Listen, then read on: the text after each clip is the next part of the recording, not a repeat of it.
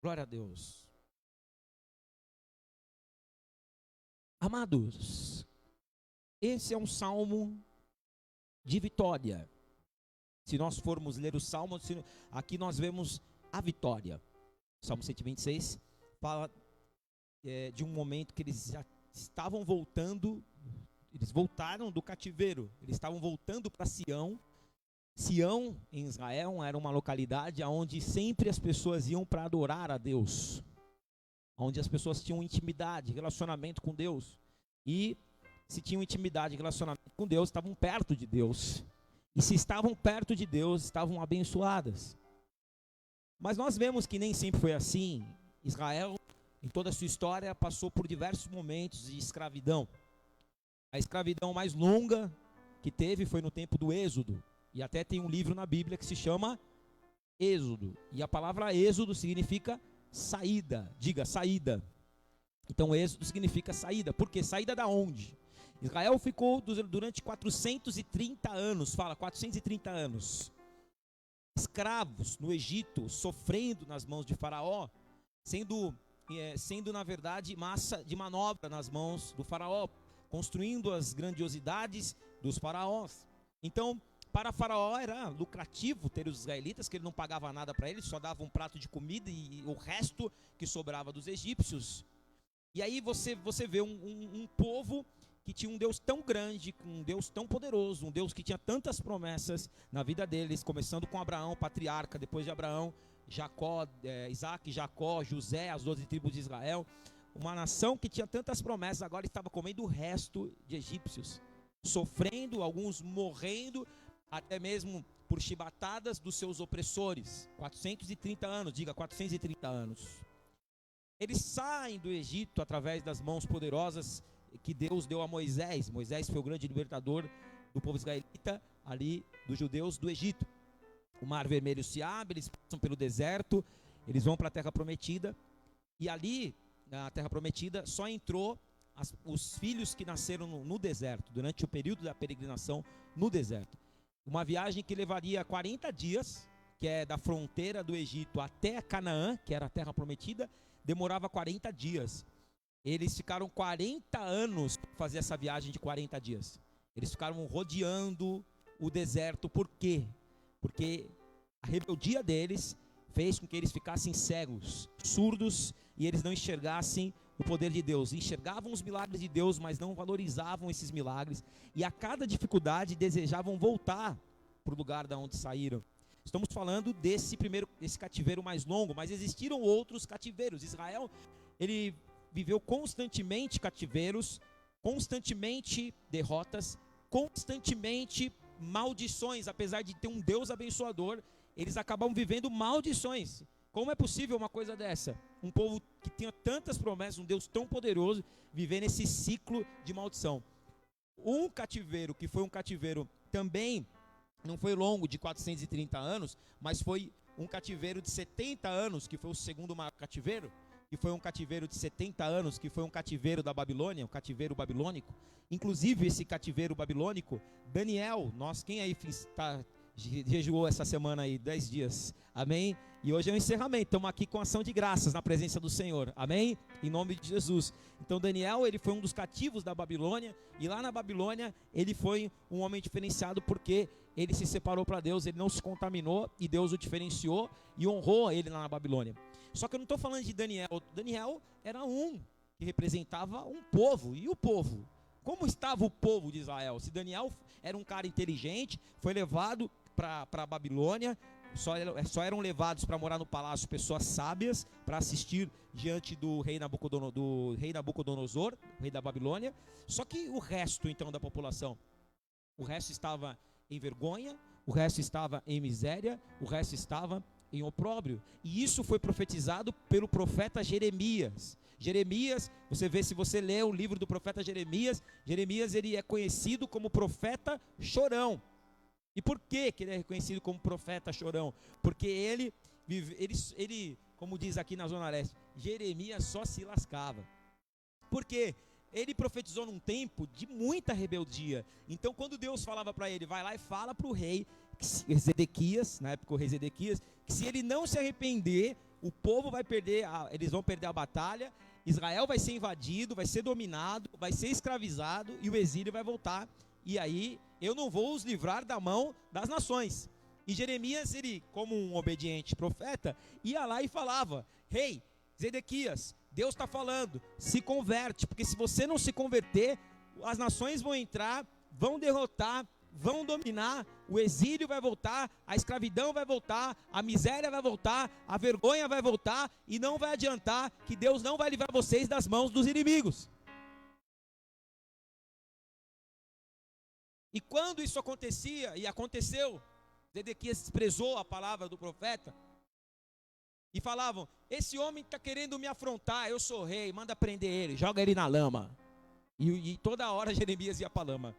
Aí dá para entender, porque ele era o profeta chorão. Toda hora ele falava que Deus mandou, resultado, lama. Aí ele ia lá, saía da lama, agora Deus vai e fala de novo. Aí ele: Deus, vou para a lama de novo? Fala, Jeremias, eu te ungi profeta às nações.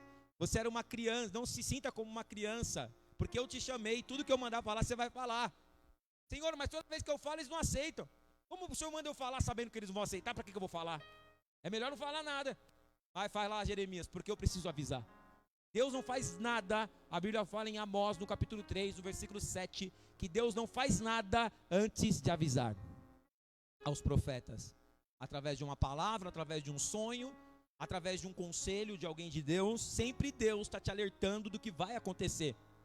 Deus te alerta para que você não entre nesse ciclo maldito de escravidão. Deus te alerta porque o cativeiro trazia miséria, fala comigo, miséria, vergonha, opróbrio e principalmente a perda da identidade. O que Daniel, quando chega na Babilônia, para o cativeiro babilônico, a primeira coisa que o faraó, o rei faz, o rei Nabucodonosor, é mudar o nome de Daniel e o nome dos amigos dele. Por isso que Ananias, Misael e Azarias se tornaram Sadraque, Mesaque e Abidnego. Pelos nomes, receberam nomes babilônicos. Então, o desejo sempre do inimigo é que nós percamos a nossa identidade. Quem está comigo, diga amém. E o que mais trazia o cativeiro? A dúvida sobre a presença de Deus. No momento que tudo começa a dar errado na sua vida, no momento que você entra num período de enfermidade, no momento que você entra num período que as coisas não estão dando certo, no momento que você entra num período ruim da sua vida, é normal para todo ser humano que venha o quê? Um ponto de interrogação. Você fala: será que Deus realmente está comigo? Porque se Deus estivesse comigo, eu não estaria vivendo tudo isso. Porque se Deus estivesse comigo, eu não estaria vivendo essa vergonha. Se Deus estivesse comigo, eu não estaria vivendo essa derrota. Vem na cabeça de qualquer ser humano, vem a dúvida. Vem essa dúvida. E para quem está de fora, desejando a sua derrota, vem o quê? Alegria. Alegria das pessoas que elas querem ver você mal. Que elas querem falar: tá vendo? Não está adiantando nada você buscar a Deus. Por isso o salmista, quando passava por o período da adversidade, ele fala que as pessoas diziam, lá no Salmo 42, 24 e 42, o salmista fala que as pessoas estavam perguntando: onde está o teu Deus? Cadê aquele Deus que você tanto adora? Cadê aquele Deus que tanto fala que vai te livrar? Cadê a janela dos céus abertas que o pastor falou que ia se abrir? Então vem a dúvida dentro de você, a dúvida interna e também a dúvida externa. Porém, o cativeiro é o resultado, fala assim comigo: o cativeiro é o resultado de desobediência, de rebeldia e de afastamento de Deus. Então fala, para você não esquecer, fala: o cativeiro é resultado de desobediência, rebeldia e afastamento de Deus. Fala: desobediência, rebeldia e afastamento de Deus. Olha para quem está do seu lado e fala: desobediência, rebeldia e afastamento de Deus. Então, quando você estiver passando por uma situação, ao invés de você reclamar, ao invés de você colocar um ponto de interrogação na tua cabeça, você tem que entender que ciclo, o que está trazendo esse ciclo na tua vida. E aí você tem que, na verdade, analisar, ver, eu vou examinar, eu vou, ao invés de eu questionar a Deus, eu vou refletir. Desobediência, rebeldia, afastamento de Deus, trazem cativeiro. É um ciclo. O povo de Israel viveu várias vezes. Eles foram dominados pelos egípcios, eles foram dominados pelos gregos, eles foram dominados pelos persas, eles foram dominados no tempo de Jesus por Roma. Roma dominou Israel. Qualquer um dominava Israel. Quando eles estavam afastados de Deus, eles eram dominados. Desobediência, afastamento de Deus e rebeldia traziam domínio do inimigo. E agora não adiantaria ficar chorando, agora não adiantaria ficar reclamando, porque enquanto Deus avisava, Jeremias ia lá avisar, ninguém ouvia, o rei não ouvia, o coitado Jeremias ia para a lama. Mas a palavra que sai da boca de Deus não volta vazia. E se o profeta falou que vai acontecer, não duvide. Enquanto é tempo, se levante, obedeça, vença essa rebeldia, se aproxime de Deus, saia desse ciclo. O ciclo de Israel era pecado, afastamento de Deus, rebeldia, desobediência, que trazia derrota, vergonha, miséria, escravidão. Nesse momento, depois, quando uma pedrinha está no sapato, você fala, beleza, eu não vou tirar, dá para aguentar. Só que você ficar andando muito tempo com uma pedra no sapato, se você não tirar, ela vai acabar com o seu pé. Chega um momento que a pessoa fala, ou eu vou pelo amor, ou eu vou pela dor. Chega um momento em que a pessoa, ela entra num ciclo de derrota tão grande, que ela não vê mais nenhuma luz no fim do túnel. E até a luz que ela vê no fim do túnel é capaz de ser um caminhão na contramão. De tão ruim que está a vida da pessoa. Mas isso é resultado de desobediência, rebeldia, afastamento de Deus, que traz domínio do inimigo. Então, olha para quem está do seu lado e fala, não adianta reclamar. Não é tempo de reclamar. É tempo de refletir e examinar. Lamentações, abra sua Bíblia comigo. Lamentações de Jeremias. Coitado Jeremias, escreveu ele passou tanta luta, sem merecer, hein? Quem pecava era o povo, mas quem sofria era ele. Mas foi um tempo, não foi sempre. Mas olha o que fala aqui em Lamentações. Abra sua Bíblia em Jeremias, no capítulo 3. Lamentações, me perdoa. Jeremias, depois de Jeremias, Lamentações. Lamentações, capítulo 3, no versículo 21. Nós vamos usar esse texto aqui até o fim da palavra agora. Lamentações, capítulo 3, no versículo 20, não, no versículo 21 não, me perdoe, no versículo 1 até o 21. Então preste bem atenção agora, todos agora, preste bem atenção, porque se você não acompanhar o texto, você não vai entender. Então vamos lá. Acharam? Olha só, o que eu estou falando, tudo que eu falei até agora, você vai ler agora e vai ver que o que eu falei é o que aconteceu. Eu sou um homem, Jeremias falando, que viu a aflição pela vara do furor de Deus. Ele me levou e me fez andar em trevas e não na luz. Deveras, ele volveu contra mim a mão de contínuo todo dia.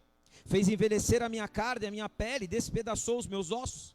Edificou contra mim, me cercou de veneno e de dor. Fez-me habitar em lugares tenebrosos, como os que estão mortos para sempre. Cercou-me de um muro, eu já não posso sair. Agravou-me com grilhões de bronze. Ainda quando eu clamo e grito, ele não admite a minha oração. Fechou os meus caminhos com pedras lavradas, fez tortuosas as minhas veredas, fez como um urso à espreita, um leão de emboscada. Desviou os meus caminhos, me fez em pedaços, me deixou assolado. Entesou seu arco, me pôs como um alvo à flecha. Fez que me entrasse no coração as flechas da aljava. Fui feito objeto de escárnio para todo o meu povo, e a sua canção todo dia.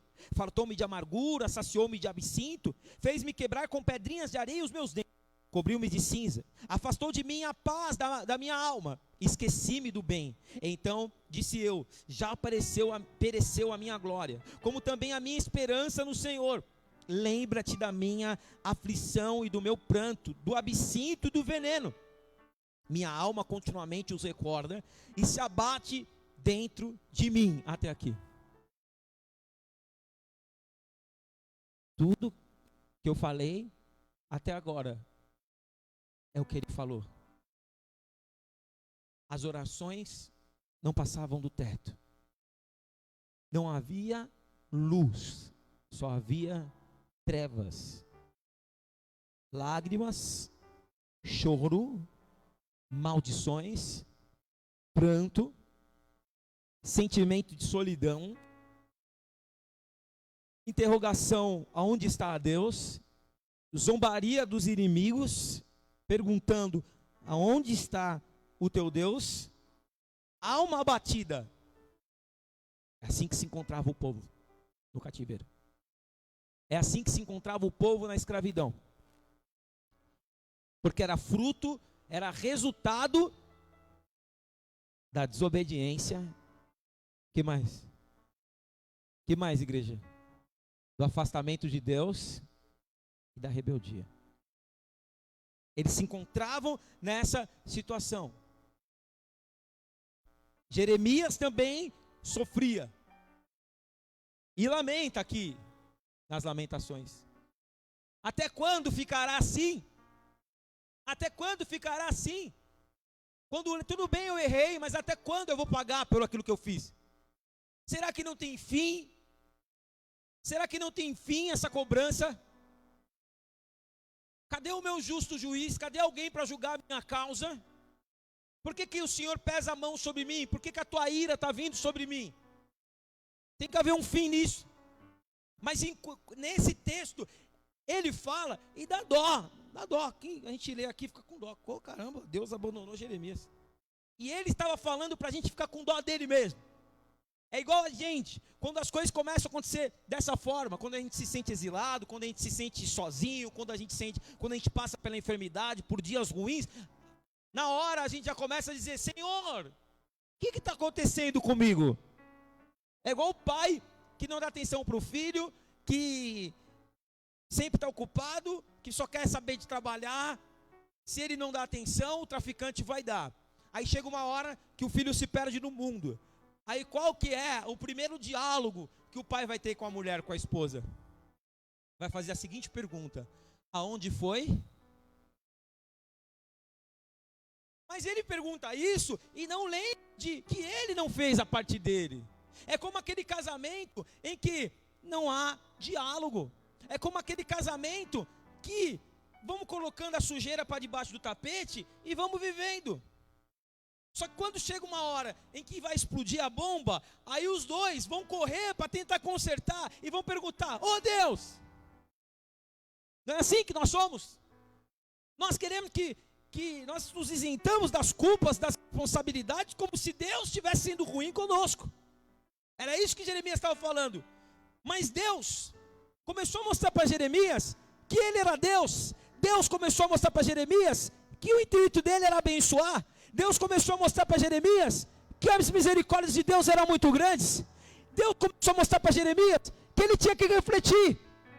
E Jeremias começa a provocar a mente dele para que ele pudesse entender que tudo que estava acontecendo com ele não era Deus que estava fazendo, era culpa dele, era culpa do povo. E enquanto ele não reconhecesse isso, não haveria restauração, porque sem arrependimento, sem se examinar, sem refletir de que o erro não está em Deus, mas está em nós, o cativeiro não termina. Mas quando nós olhamos para as nossas vidas e o foco não é mais Deus, e o foco agora somos nós, aí as coisas começam a mudar, porque nós mudamos, e Deus se agrada dessa mudança e começa a liberar as correntes da nossa vida.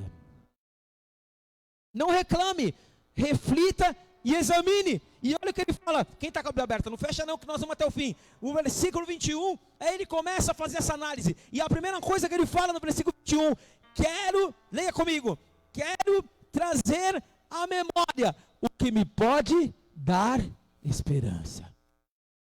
Vou agora, vamos ler a segunda parte, porque ele fala, não, nem só de maldição, nós vamos viver. Nós temos um Deus que é muito grande, nós temos um Deus que tem promessas, nós temos um Deus que Ele sempre é fiel com aqueles que são fiéis. Vamos nos lembrar, vamos reconhecer os nossos erros e vamos agora nos lembrar de quem é o nosso Deus. Versículo 22, ele continua, as misericórdias do Senhor são a causa de não sermos consumidos. Ou seja, não era nem para a gente estar aqui contando história, era para a gente ter morrido, mas Deus foi tão misericordioso, que até mesmo depois de uma rebeldia, depois da desobediência, depois do afastamento dele, mesmo assim, ele é aquele pai que fica esperando até altas horas, o barulho do portão, o barulho da chave, para ver se o filho entrou em casa. Enquanto o filho não volta, ele continua esperando, porque as suas misericórdias são enormes, são grandes e não tem fim. As misericórdias do Senhor são a causa de não sermos consumidos, porque as suas misericórdias não têm fim. 23, renovam-se a cada manhã, e grande é a sua fidelidade. Vamos começar, ao invés de a gente ficar olhando só para o que deu errado, vamos tentar recomeçar, vamos começar a fazer diferente, para termos resultados diferentes. Aí ele fala, caramba, eu estou tão triste, pelas coisas que eu não conquistei, pelas vitórias que eu não tive, eu já estou no cativeiro, mas eu preciso renovar minha mente. E aí ele fala, a palavra-chave, no versículo, a minha porção é o Senhor, portanto nele esperarei. Aleluia. E aí ele começa a falar, não Senhor, o Senhor não é ruim não, eu estava falando que o Senhor é ruim, eu estava passando uma imagem diferente do que o Senhor é. Espera aí, deixa eu falar o que é certo de Deus. Leia o 25, bom é Senhor para os que esperam por Ele, para a alma que o busca. Bom é aguardar a salvação do Senhor, e isso em silêncio. Bom é para o homem suportar o jugo da sua mocidade. Assente-se solitário e fique em silêncio, porquanto esse jugo Deus pôs sobre ele, põe a boca no pó. Talvez ainda haja esperança.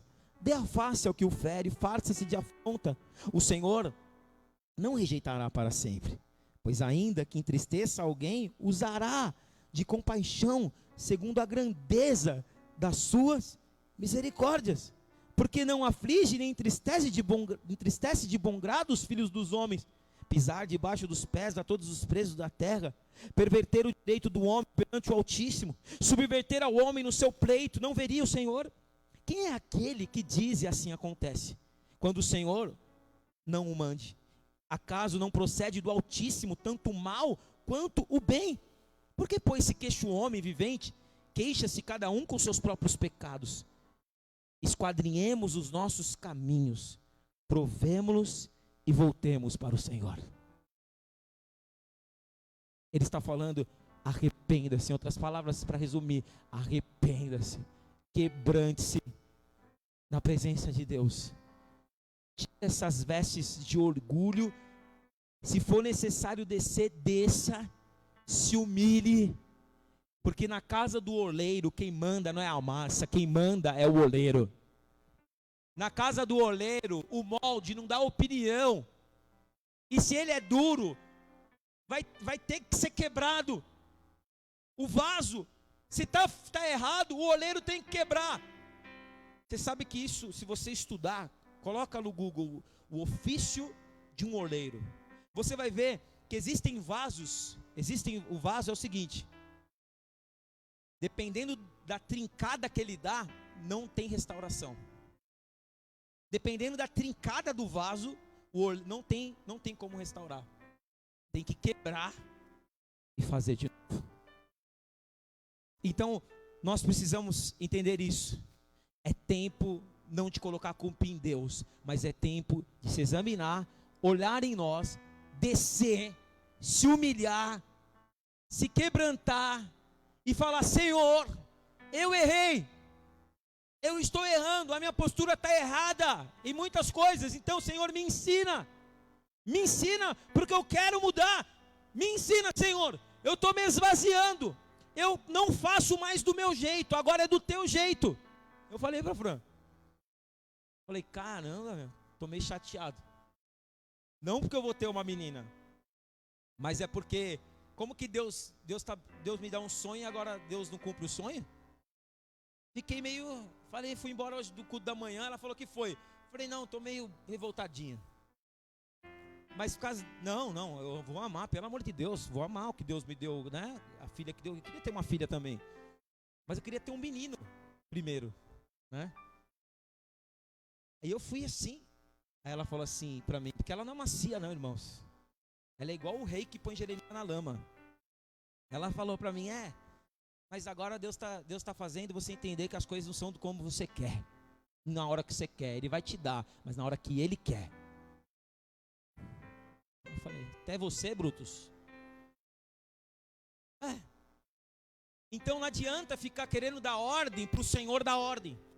Não adianta querer colocar as nossas vontades na frente da vontade dEle. Uma coisa eu tenho certeza, a nossa vida está no propósito. Ontem quando nós fomos revelar, que eu peguei aquela coisa na mão, eu senti uma presença tão grande do Espírito Santo atrás daquela mesa. Aí eu disse assim, eu queria, tu sabes o que eu queria, mas se o Senhor está dando a mulher primeiro, é porque um grande propósito tens. Então eu não quero atrapalhar os teus propósitos, eu não quero atrapalhar os teus desígnios. Faça a tua vontade, Senhor. Aleluia. Se humilha, aceita a vontade dEle, para com essa servidura, para de ser uma pessoa resistente. O seu coração está duro, o seu coração se endurece para a palavra de Deus, para a vontade de Deus, para aquilo que Deus quer. Você julga, tinha que ser assim, tinha que ser assado, tem que buscar Deus assim, não aceito que busque assim, não concordo com o dízimo, não concordo com a oferta, não concordo em ir para a igreja toda hora, não sei o que, mas não é do nosso jeito. Por acaso o vaso dirá ao oleiro o que fazes? É Ele que determina. Se Ele falou, nós precisamos obedecer, e aí nós viveremos as bênçãos que Ele tem para as nossas vidas. E aí Jeremias termina dizendo assim, quando ele termina aqui o texto, ele diz assim, na segunda parte do texto do capítulo 3, ele fala no 41, quem está aí comigo? Diga amém. Jeremias 3:41, Lamentações 3:41, que é Jeremias escrevendo, levantemos o coração juntamente com as mãos para Deus nos céus, dizendo, nós prevaricamos, fomos rebeldes e tu não nos perdoastes, cobriste-nos de ira e nos perseguiste, sem piedade nos mataste, de nuvem te encobriste, para que não passe a nossa oração. Como um cisco e refúgio nos puseste no meio dos povos. Todos os inimigos abriram contra nós a boca, sobre nós veio o temor e a cova, a assolação e a ruína. Dos meus olhos se derramaram torrentes de água, por causa da destruição da filha do meu povo. Os meus olhos choram, não cessam, não há descanso, até que o Senhor atenda e veja lá do céu. Os meus olhos se entristecem, a minha alma, por causa das filhas da minha cidade. Caçaram-me como se eu fosse uma ave. Os que sem motivos são os meus inimigos, para me destruírem, lançaram-me na cova e atiraram pedras sobre mim. Águas correram sobre a minha cabeça. Então disse, estou perdido. Sabe o que ele faz? Olha o que ele fala. A última coisa que ele fala é, invoca e clama. Então olha para quem está do seu lado e fala assim, agora Jeremias está falando, invoca Ele.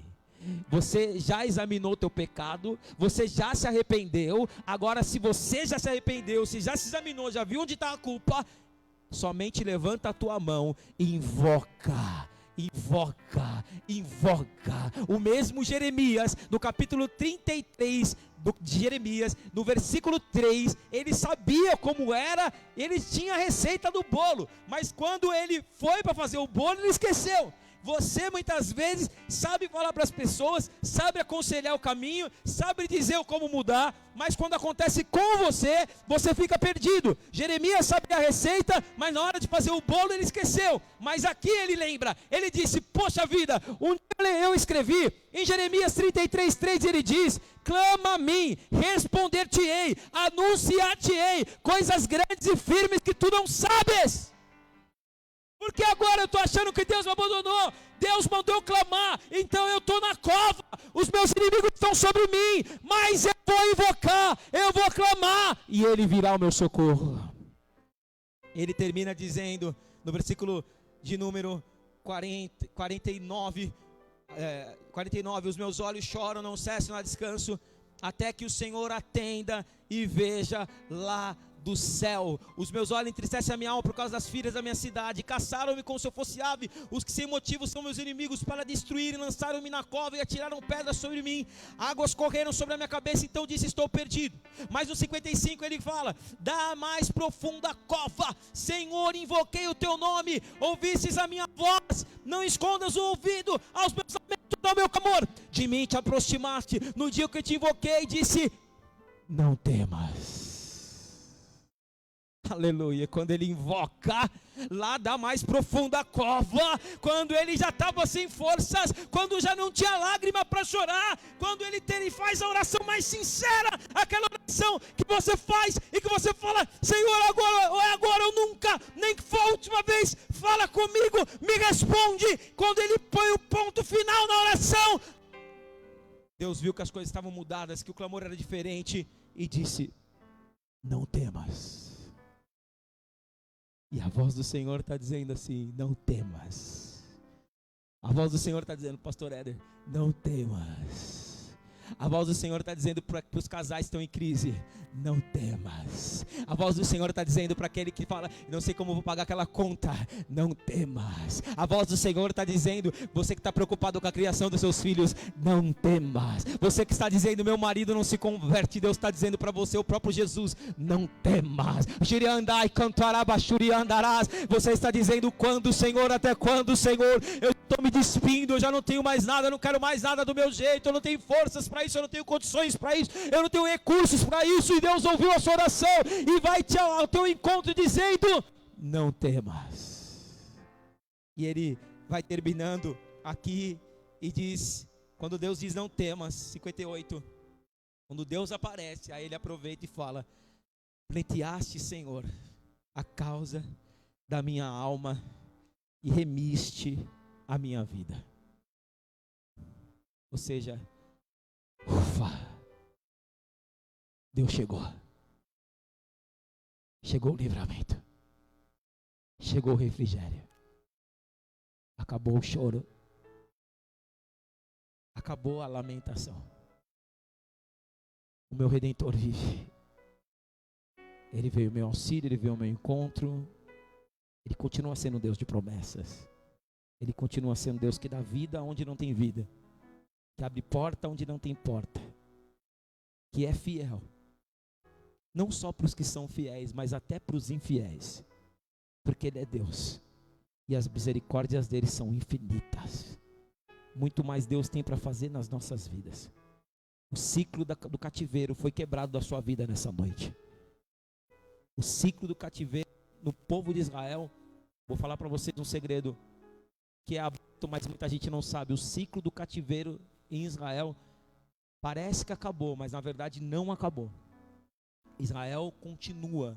Israel, por isso que continua a guerra lá, por isso que tem bomba lá, por isso que eles pensam que estão com Deus, só que eles não estão com Deus. Deus está com eles, mas eles não estão com Deus, porque a salvação passou na frente deles, mas eles rejeitaram a salvação.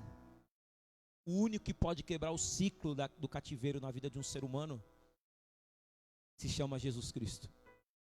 E quando ele esteve lá em Israel, ele disse: ah, Israel, se vocês soubessem que eu vim como uma galinha, eu gostaria de cuidar de vocês como uma galinha cuida dos seus pintinhos. Mas vocês não me viram, vocês não me perceberam, aliás, vocês me judiaram. Mas eu declaro, Israel, que aqui não ficará pedra sobre pedra, até que vocês reconheçam que eu sou o Senhor.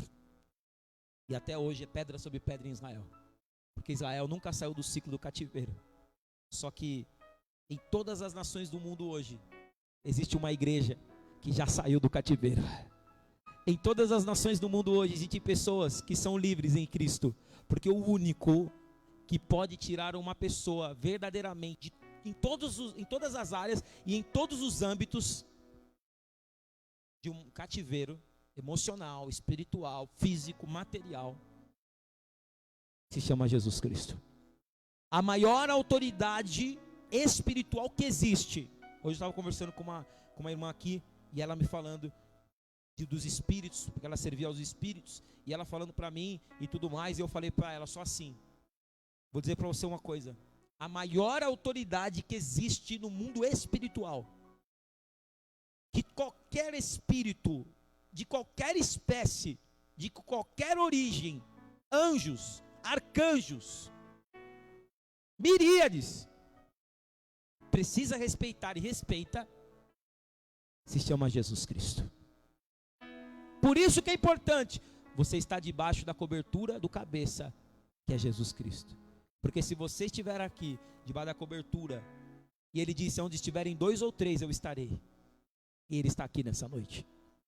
Jesus Cristo está aqui nessa noite, nessa reunião. O diabo está furioso com você, porque se você estivesse lá fora, ele ia te escravizar também. Ele ia te colocar nesse ciclo do pecado, do afastamento de Deus, da desobediência, da rebeldia, e isso ia trazer cativeiro para você. Mas a palavra fala em João 8,32. Conhecereis a verdade, e a verdade vos libertará. E nós conhecemos a verdade, porque Jesus é a verdade. Ele disse em João 14,6, eu sou o caminho, a verdade e a vida. Ninguém vai ao Pai se não for por mim, e ninguém vem a mim. Por isso você não tem que ficar preocupado com as pessoas que você convida e não vem, ou a tua família não vem, porque ele também disse, ninguém vem a mim se o Pai não trouxer. Não é a pessoa que vai escolher vir, é o próprio Deus que vai trazer ela. Pode aplaudir ao Senhor em nome de Jesus. Curva a sua cabeça.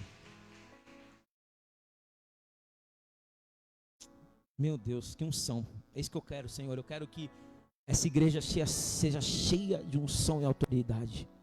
Não há no mundo espiritual uma autoridade maior do que essa.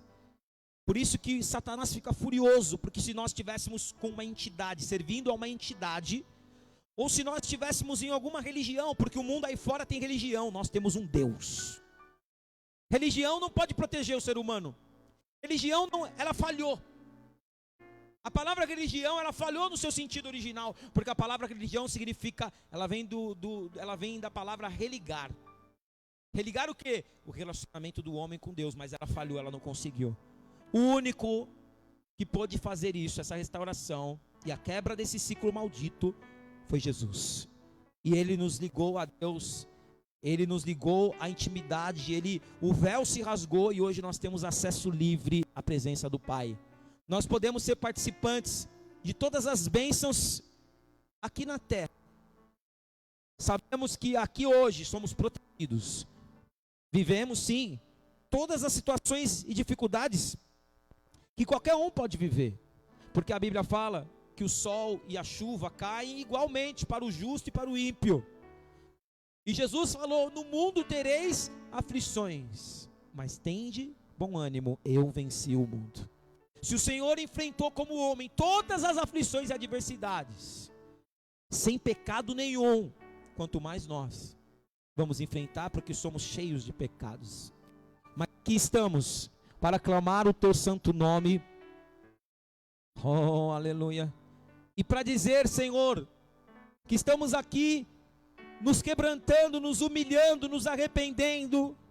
Vamos nos examinar, vamos ficar de pé. Vamos nos examinar. Não vamos, Senhor, fazer um discurso como se nós fôssemos coitados, como se o Senhor tivesse esquecido de nós, porque o Senhor não se esquece. Porque a palavra de Deus fala que ainda que uma mãe se esqueça dos seus filhos, o Senhor não se esqueceria de nós. Se uma mãe se esquecer, que é muito difícil uma mãe esquecer de um filho, ela tem que ser muito desnaturada para esquecer de um filho. Se uma mãe não se esquece e faria tudo por um filho, o Senhor fala que assim pode contabilizar 1000 vezes mais do que Ele faz pelo seu povo. O Senhor te ama. O prazer de Deus nunca foi a derrota de Israel, a escravidão de Israel, o gemido de Israel. Você acha que como um pai coloca o filho de castigo e o filho fica chorando, e o filho quer brincar, o pai não deixa porque está de castigo, e quando está de castigo tem que ficar de castigo até aprender a não fazer a mesma coisa? Mas o pai fica com o coração partido, porque ele não queria que o filho tivesse de castigo, ele queria que o filho fosse obediente e soubesse o momento de brincar, o momento de todas as coisas, mas o filho não sabe, né? Precisa sofrer. Deus fica com o coração partido e às vezes tem que nos disciplinar, mas é importante para o nosso crescimento. E que você saiba que se você invocar, Ele vai vir ao teu encontro. Se você invocar o Senhor, Ele vai vir ao teu encontro. Você pode estar lá no fundo do poço. Quem está precisando aqui que o Senhor de um livramento? Levanta a mão. Quem está precisando aqui da presença de Deus? Você estava se sentindo assim, do jeito que eu falei aqui. Parece que tudo está acontecendo com você. Parece que tudo está dando errado. Você vai invocar. Você vai invocar lá da lama. Lá da lama. E dos altos céus, assim como Jeremias, o Senhor vai vir ao teu encontro. E vai dizer: eu ouvi o teu clamor. Eu ouvi o teu clamor. Eu vi o teu arrependimento.